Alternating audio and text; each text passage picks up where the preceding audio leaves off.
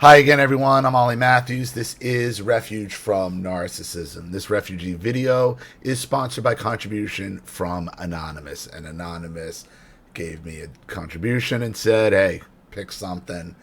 And I did kind of have this for a week or so.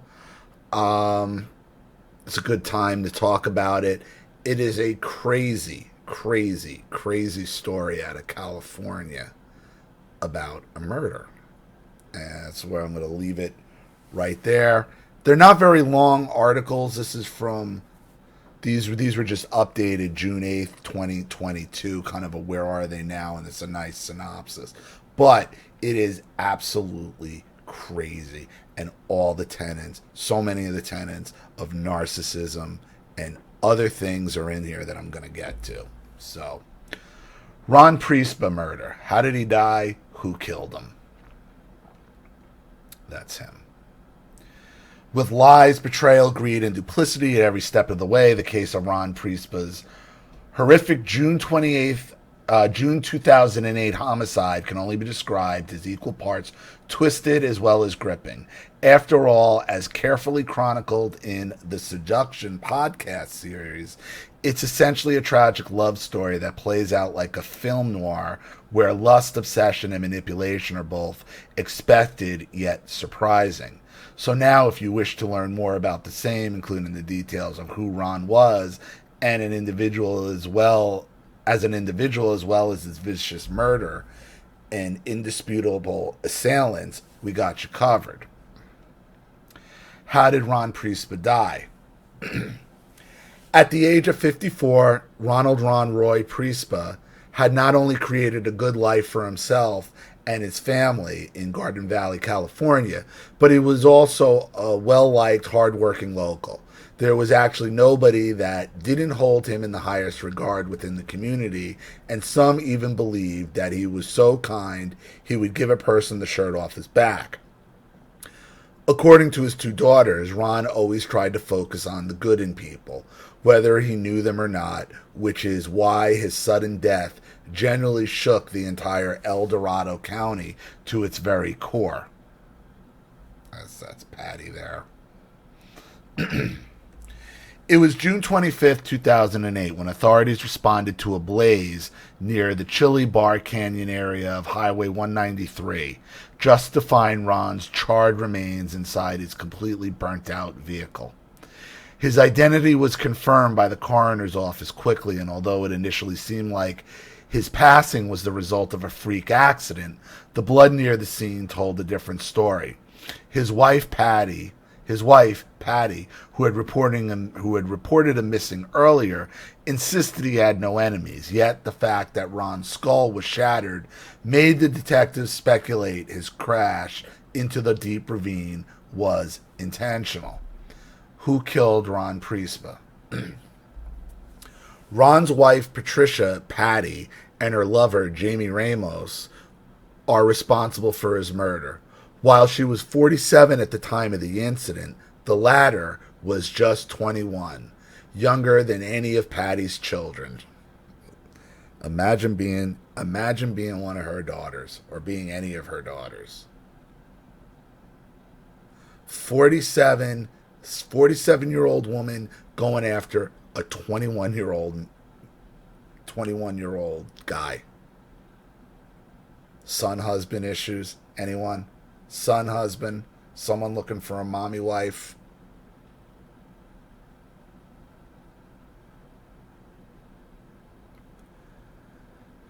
However, this fact didn't come to light until around a month later, because not only did Patty have an alibi, but she'd also masterfully tried to place the blame on Jamie alone. During the initial interrogation of Patty, despite the fact officials noticed bloodstains in the couple's home, her mention of Jamie living with them for a few days before abruptly fleeing to Texas made them focus on him first. Look at him. He's a big fat baby Huey. What does he want with her other than to be a son husband?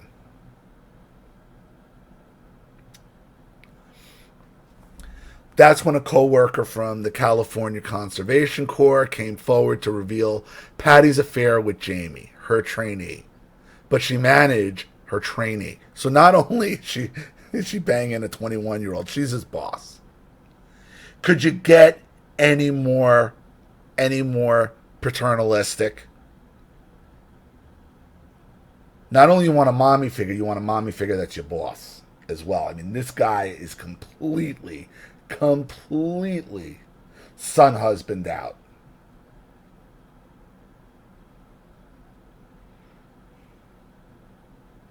That's when the co-worker from the California Conservation Corps came forward to reveal Patty's affair with Jamie, her trainee.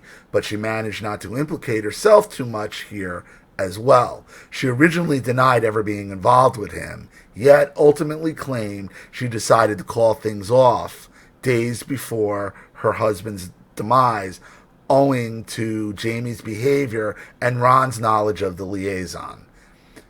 Patty's lie, though, was caught once recent CCTV footage of them at a car dealership showed them holding hands without restraint, only for investigators to learn they'd gone missing. There was evidence of disturbance at the Priestha's family home, leading to an APB being put out, especially since Patty had told the cops she was afraid of what Jamie might do due to her rejection. The duo was located in Salt Lake City, Utah the next day, late July 2008, but Jamie was the one bearing 3 bullet wounds, all from a .44 Magnum owned by Patty. It was then that Jamie learned his partner was blaming him for everything, going as far to allege he kidnapped her while she shot him in self-defense, which is when he decided to reveal the entire truth in detail. As per Jamie, Patty was the mastermind behind Ron's homicide, since she was the beneficiary of his $150,000 life insurance policy that would double if he passed in an accident. He insisted he went along with it because she told him her husband was both physically and sexually abusive, driving him to take a hammer to his head before disposing of the remains, just like Patty had wanted. Beat him to death with a hammer. The son husband gets awfully triggered.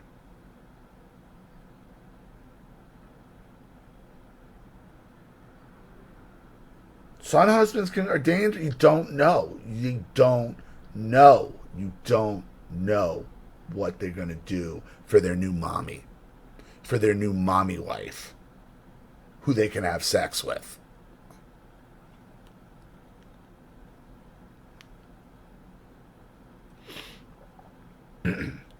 I kept telling myself, this is for her. This is to make her happy. You're 20 and 21 trying to make a 47-year-old woman happy with kids older than you. Jamie once said in a Dateline episode, admitting he went too far for love. However, he added that Patty repaid him by shooting at him while they were staging the kidnapping. Yet he still traveled with her in fear and love. So everybody's just a pawn to this woman.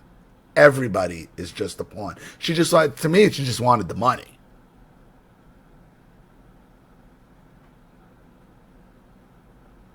Sounds like she used this guy, this young guy, just to get him to kill her husband.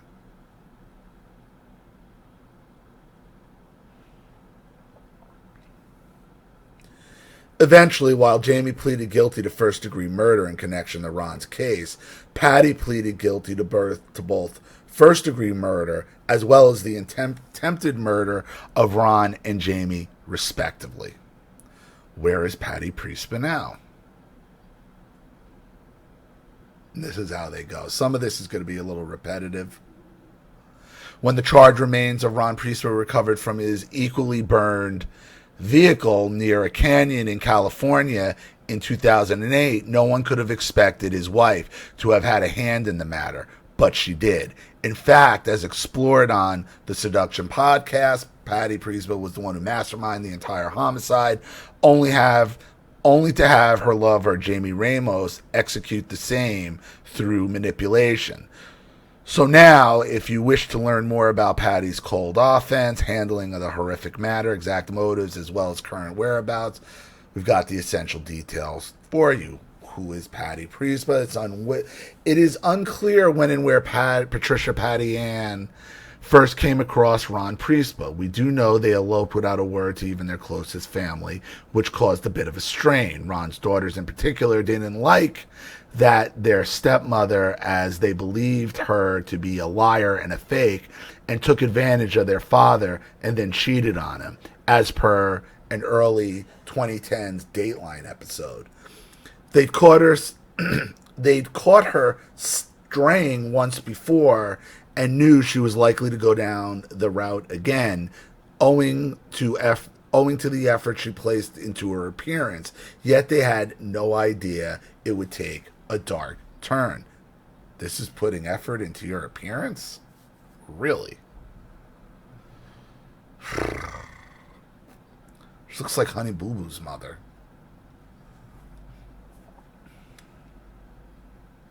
The 47-year-old California Conservation Corps worker, Patty, had actually found herself getting involved with her 21-year-old trainee, Jamie Ramos, who was younger than every one of her kids. Regardless, this aspect didn't stop their romance, as she soon began envisioning life without Ron. However, she skipped through the divorce. After all, Patty was the beneficiary of his $150,000 life insurance policy that would double if he died in an accident. See, it wasn't the relationship that made him kill her.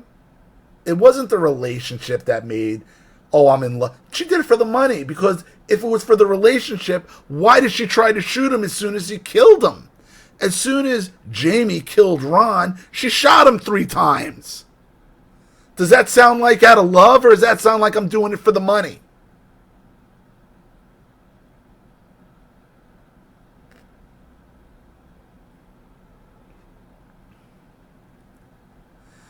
Thus, she concocted a careful plan, told her boyfriend her husband was sexually as well as physically abusive, and later got him to commit the crime. However, as passing time led the authorities to zero in on Patty and Jamie, she not only claimed they'd broken up days before the incident, partly due to Ron's knowledge of the affair, but also alleged that she was afraid of Jamie. I don't think I'll be alive for long, Patty stated in a police interview. I'm telling you, he'll come for me. He'll tell you he's coming here for the interrogation as you requested, but he'll kill me first. With that said, it was actually Patty who planned to kill Jamie too, as evidenced by the 3 shots she fired at him until Jamie managed to get her to stop so they could go on the lam together. And this is how pussy whipped he is. Okay, she takes 3 shots at him and he's like, come on, we'll go on the lam together. Like, it's crazy. I mean, she obviously manipulated him. Obviously. I mean, you got to take responsibility at that age for beating somebody to death with a hammer, but this is obviously a damaged guy with severe mommy issues. Severe mommy issues. Whereas Patty now, once the couple was apprehended in late July 2008, the day after they went missing, Patty attempted to place the entire blame on her partner, Jamie, going as far to allege he kidnapped her. Nevertheless, no matter how compelling the idea of taking the fall for her in the name of love sounded to him for a moment, Jamie ended up revealing the whole truth to the authorities, even conceded the deep slash on Patty's arm was caused by him during the staged kidnapping, yet it was technically her doing. I'm hesitating, so she slams my arm down too, and then I just end up slicing her, he said. So she cut herself.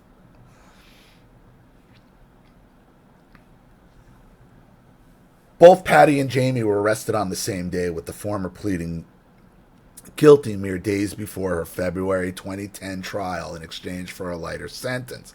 And there's my real question. Why in the fuck would you give this woman a lighter sentence? It's the patriarchy, right? The patriarchy, right?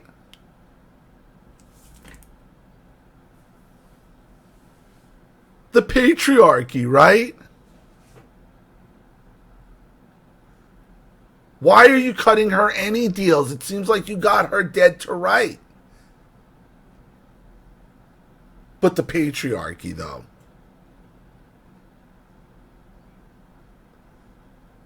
Both Patty and Jamie were arrested on the same day, with the former pleading guilty a mere days before her February 2010 trial in exchange for a lighter sentence.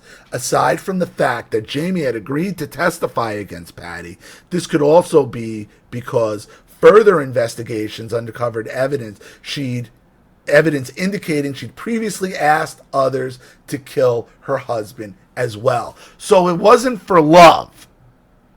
Like they said earlier, it can't be. She's trying to get other people to kill the guy, to kill her husband.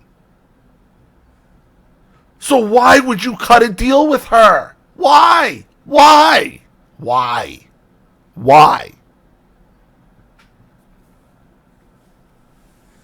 Eventually, on March 5th, 2010, Patty was sentenced to a combined total of 42 years behind bars for the first-degree murder of Ron as well as the attempted murder of Jamie. Therefore, today, at the age of 61, she's incarcerated at the minimum maximum security Central California Women's Facility in Coachella. She will be eligible for parole in July 2028. 18 years. 18 years. That's all she really... So she can... And she probably will. She probably will walk. Unless the daughters go to the parole board and, make a case, but they don't even listen to them anymore. They don't even listen to family members anymore. 18 years, first-degree murder, calculated first-degree murder, attempts to get other people to murder her husband, and attempted murder of the guy who actually did it. The 21-year-old employee, trainee that she had power over anyway, obviously emotional and on a work basis, professional power over. You're cutting her a deal. That's California. That only happened in California. So let's hear about Jamie now. Where's Ron Priestha's killer today? On June 25th, 2008, the entire community of Garden Valley in California found themselves in a state of utter shock as they learned a devoted father and husband, Ron Priestha's tragic passing. However, the chaos only grew as the days passed to unravel the twisted tale behind Ron's homicide, especially since it involved his wife, Patty Priestha, her boyfriend, Jamie Ramos, as profiled on Seduction. So now let's find out more about the latter, with a particular focus on his relationships, his exact role in the heinous offense, and as well as his current whereabouts. Shall we? Who is Jamie Ramos? As someone who never really had a stable or happy childhood, Jamie's entire life has seemingly only revolved around earning the affection of those older than him. Sadly, he lost his mother to suicide when he was just 2. His father was behind bars most of his life. His uncle sexually assaulted him for nearly a decade while he was growing up. He's a target. Easy target. Mother killed herself, father in prison, uncle sexually assaulting him for a decade. A decade. This is a broken guy. A broken guy looking for some kind of mommy figure. Guys like that is exactly who these predators focus in on. I was about 6 or 7 when it started, and it ended somewhere between 15 and 17, Jamie told Dateline back in 2010. Jamie even revealed he was intimately involved with a teacher for nearly 3 years in high school as a minor. There's them teachers again, huh?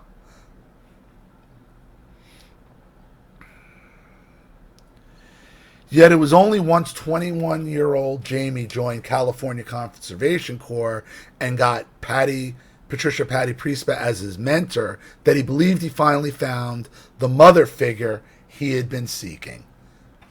He finally found the mother figure he'd been seeking.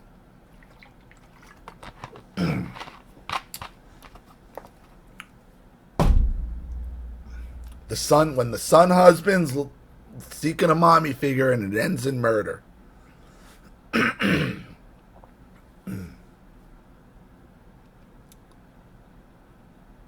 The son husband will kill for their mommy wife. Will kill for their mommy wife.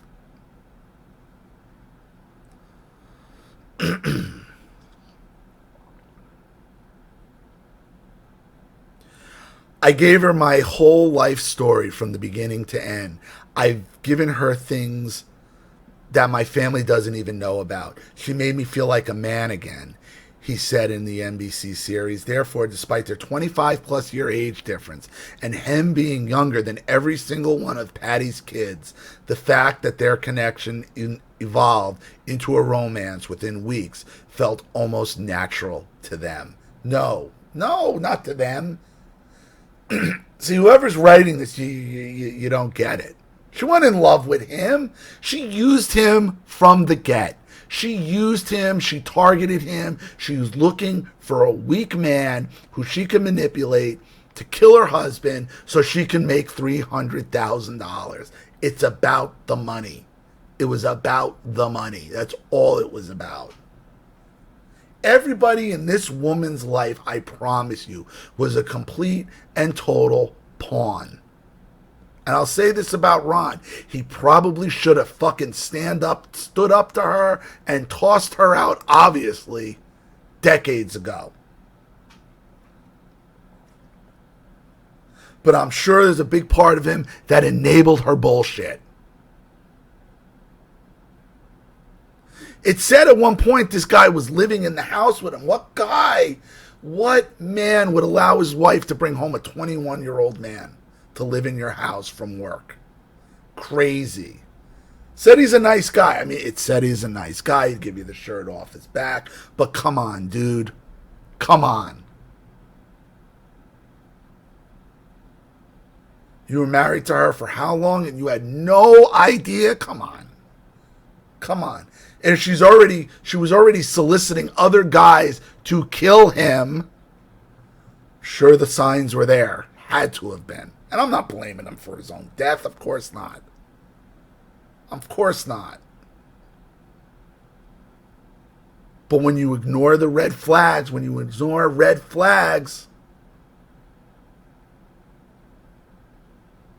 the worst can happen. And I don't like how they're trying to frame this as there's two people in love. No, she just wanted the fucking money. So they still try to minimize, oh, she was in love, he was in love. No, it's the money. If it was love, what did she shoot him 3 times for? What was she hiring other people to try to kill him for? It's insane. And cutting deals with her. They had all this evidence and they're cutting deals with her and she's eligible for parole in 18 years. 4 years from now. 4 years, July 2022, 2028. Or was that 6? I'm sorry, 6 years. 6 years from now, she's eligible for parole.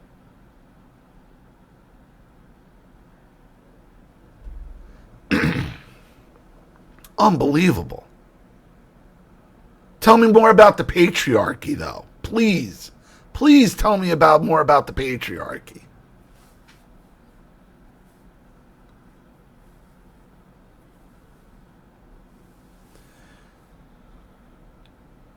From weekend getaways to promises of building a future together, the couple did it all. Well, where was the husband? This is what I'm talking about Red. How are you going on weekend getaways and you're still married to Ron? Where's Ron in all this? Like, he had to see the red flags and he ignored them.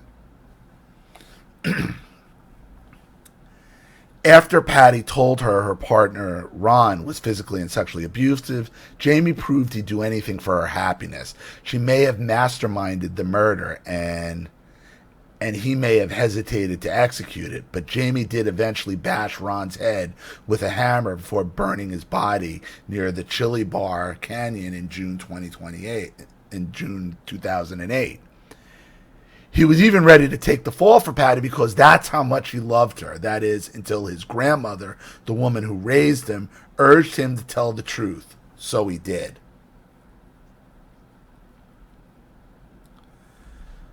Where's Jamie Ramos now? According to Jamie's accounts, in the little time he knew Ron, he came to think of him as the kindest man he ever come across. The sort he always imagined was the ideal father figure. Yet you could bash his head in and burn his body?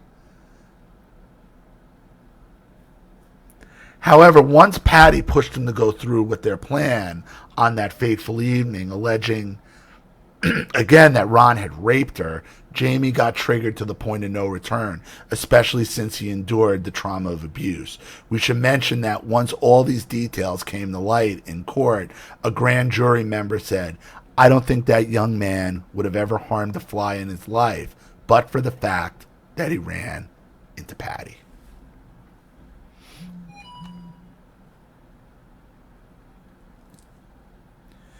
Jamie was, of course, charged with first-degree murder, owing to his undeniable confessed actions, to which he pleaded guilty on June 29th, 2009. He even agreed to testify against his former partner during her trial. Yet was glad when she chose to plead guilty days before as well. Jamie didn't want to face Patty, partly because he was still in love. Therefore, today, at the age of 35 and gradually moving on from every aspect of the past, Jamie is serving his 25 years to life penalty at the Ironwood State Prison in Blythe, California. He will be eligible for parole in October 2025. So he's got a sooner parole date. But if he doesn't get parole, he got sentenced to 25 to life. Life. For a first-degree murder. Yeah, he's the one who physically carried it out. But that doesn't matter in the eyes of the law. It doesn't. She put him up to it. She manipulated it. She was pulling all the fucking strings. And then she got an extra charge of attempted murder. How does she got sentenced to a maximum of 42 years combined.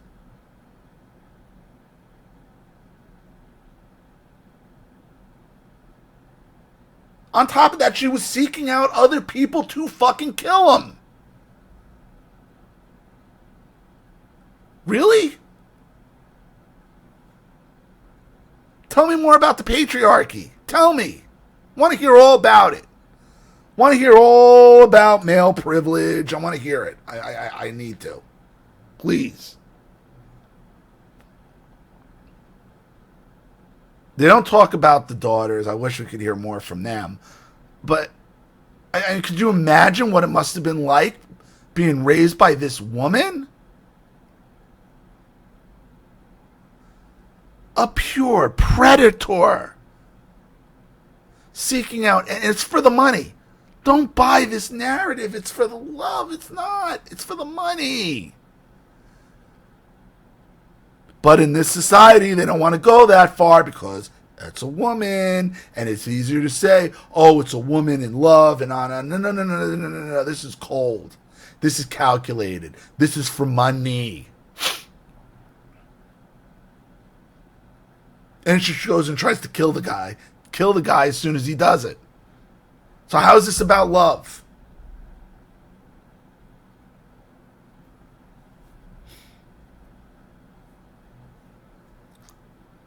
The son husband will kill. That's why I tell you, son husbands are dangerous. Most of them are borderline personality disordered men. And they are easily triggered. Easily. And this guy, Jamie, his mother committed suicide. His father's in prison. His uncle sexually assaulting him for 12 years. And he's raised by his grandmother in desperate search for a mommy figure. And here's the predator coming along. Perfect. The perfect dupe. The perfect dupe. All for what? $300,000. Tell me more about the patriarchy. Please tell me more about it. So, let me know what you think in the comment section below. Thank you, Anonymous, for the contribution. I really appreciate it. Thank you to everybody watching. Again, please comment. Let me know what you think below. And if you want your story read on the channel, you have a topic you'd like me to cover, something you'd like me to expose, you'd like to set up a Skype phone call, have a private video made, you'd like to sponsor a video like this for someone who needs help and can't afford it, or just make a contribution to the channel in general to keep it supported, growing, and successful, because this channel survives 100% on contributions from all of you. Without you guys, all of this goes away. So if you like what you see here and you want to see more videos like this, you know what to do with the PayPal, Zelle, and email links in the description box. Also, please like and share this video wherever you can. Subscribe to my channel if you haven't. And be sure to click the subscription bell to be notified of all my video uploads. I'm Ollie Matthews. This has been Refuge from Narcissism. Take care.